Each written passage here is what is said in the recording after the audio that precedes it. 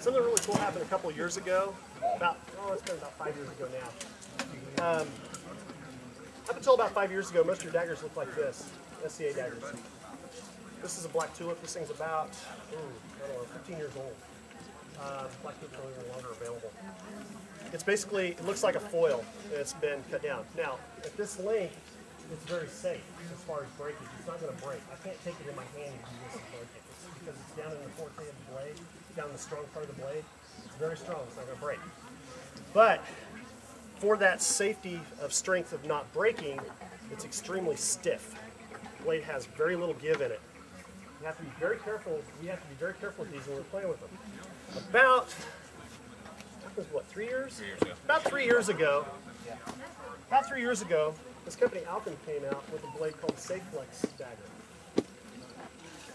Looks like a dagger. Handles like a dagger. Feels like a dagger. Bends safer than a foil. Frankly, it has as much give to it on the flat side. Now on the edge side, though, it still has enough string. If you notice, it's going to push on hard. Push hard. There you go. On the edge, it's still got enough string to block that slugger and keep it out of the way. Okay. Now if I flip it flat, it doesn't push. See, it snaps right off. It bends it over and safe. All the period texts show blocking with the edge anyway, so that's what you should be blocking. It's perfect. It's absolutely great, and yet it's safe. So this has been the thing that a lot of people have been going to. Obviously, I've gone to it. I love it. Most of them out there are. He's still got one of the old ones, but you know, that's okay. They're out there yet.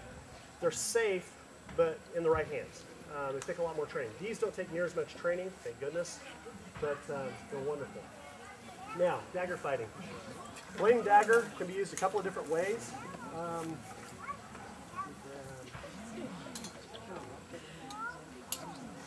Grab this back. Okay, go with primary weapon forward first. Okay, as you can see, primary weapon forward. Your dagger's back here. It's a good safety. Catch the blade, no problem there.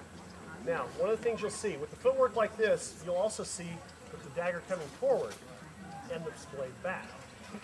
Okay, why would I do that? Well, I'm going to do a mercer on you, okay?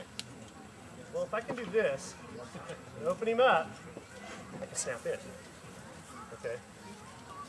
As you notice, I referred to that as a specific move. There's a certain Don down in Mount that loves to do just exactly how I did it in a tournament at that speed. He literally will walk up to you and go, just that fast. And if you're stupid enough to fall for it, well, you deserved it. But, but he's done it more times than I care to admit. He's never done it to me, but I've seen it done many times. So what you have is now, again, this is a really good slow speed example of how to do it, though. You open up that blade, you can reach in here. Now, hopefully, if you're fighting sword dagger versus sword dagger, if somebody's doing that to you, you'll be able to reach in and block with yours. Right, roll it down and out. Over and over again.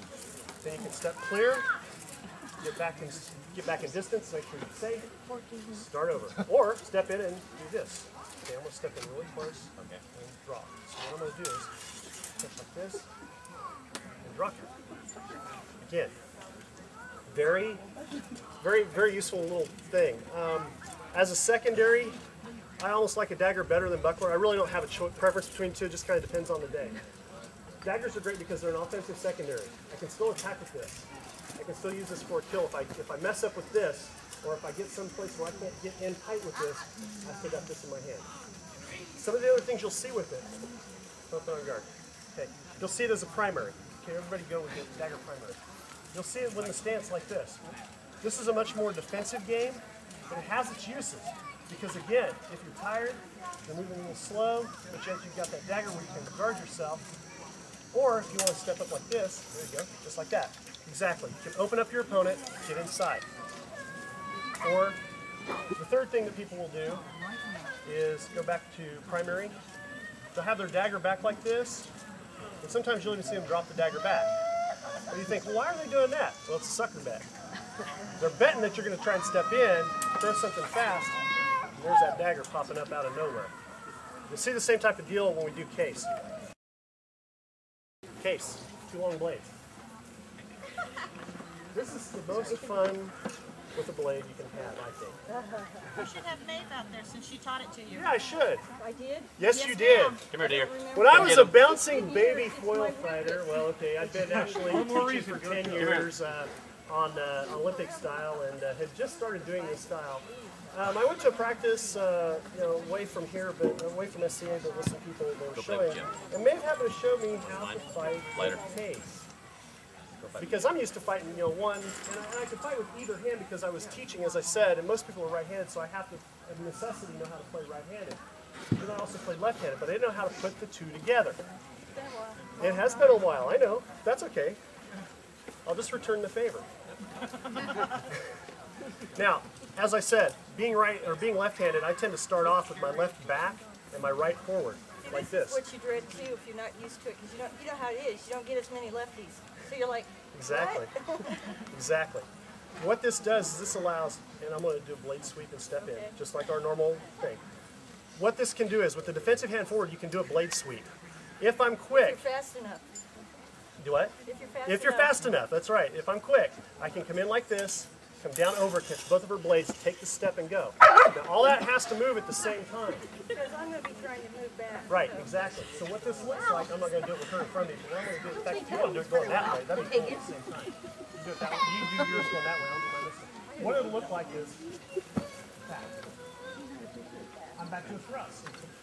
Basically all I did was an extended leg thrust. I pivoted forward and rolled. Yep. Yeah. Yeah. Like I said, it's sweep and move. Sweep and move. One movement. Try and do everything in one timing. You'll hear. These, but I don't like them. You can do that. I don't like it. You're offline. Throwing this, you're out of line. You're offline, exactly. Yeah, the idea is that you come inside and do that. Exactly right. You need to be even faster for that. Right. Because what can happen is step back and Yeah. pivot back and do the same thing right back in again. A couple other things you can do with it, with case. Again, everything that goes with the dagger is the same thing. You can stand with the offensive forward. It doesn't matter, however you want to do. You can stay whichever way you are, but just as we're meeting, because sometimes you'll meet someone that will stand different than you. So you're trying to force that around. Move it out of the way. You're trying to clear one of the blades. You'll see step outs. You'll see step arounds. A lot more turning. Yes, absolutely. You'll see even times where somebody will stand like this with the blade clear back behind them. Because I'll get you thinking, hey, wait a minute, where's that other blade at? You're not thinking about it because you're so busy parrying those shots that are coming at you. Out, and you're trying to sucker them. Right. They'll come at you, and as they do, Exactly. or you can. Right. Or even sidestep and come in. Yeah, you can sidestep. You You go can move around. like this and just bring that leg around, bring the whole pivot around and come in. You'll see some other things too, like cloak. I've also seen it done with a puppet. Yes. You'll see some really odd Big secondaries. Willie. Now there's a couple ways to use cloak. You can use cloak offensively or defensively. Use it offensively. You can flick it out at your opponent. You can catch their blade, move their blade up out of the way. If you use it defensively, now let me get it wrapped right here. I don't normally use it defensively, so you'll wrap it up more. And again, use it to catch that blade. And I'm right here. He's in my face, and I'm in his face, and I'm letting him eat steel because it's so much fun. Yes, it is. But that's basics of cloak. There are some different moves available with cloak. One of the nice things, give me a blade, please. One of the nice things about cloak is, okay, where's my blade at? Oh, here. Let me see so you guys can see. Where's my blade at? Where's my blade at? Where am I going to hit you at? Am I coming down here? Am I coming up here? Where am I going? He doesn't know. Again, that goes back in with that offensive thing again, because I can flick his out of the way and go like that. And all of a sudden, I'm right there in his face, and where'd that come from? That's what's so cool about it. Cloak is fun. Cloak is really fun. It's done right. Even if it's done wrong, it's still fun. You can't even blind your opponent with it. That's not so good. That's not really that's not real honorable or anything. Sometimes it just looks fun for the crowd. But it does look fun. Yeah, it is fun.